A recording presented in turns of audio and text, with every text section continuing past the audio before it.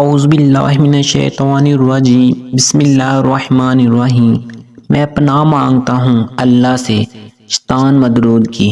اللہ کے نام سے شروع جو بڑا مہربان نہایت رحم کرنے والا ہے۔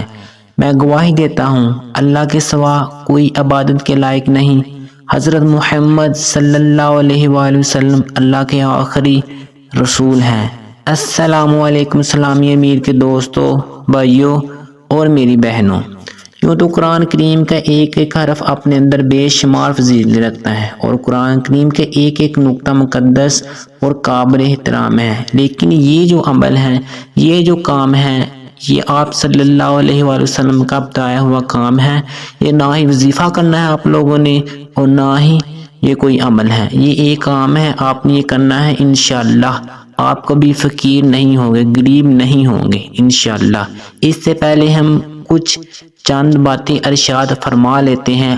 رسول پاک صلی اللہ علیہ وآلہ وسلم نے ارشاد فرمایا کہ کھانا ٹھنڈا کر لیا کرو، کیونکہ گرم کھانے میں برکت نہیں ہے۔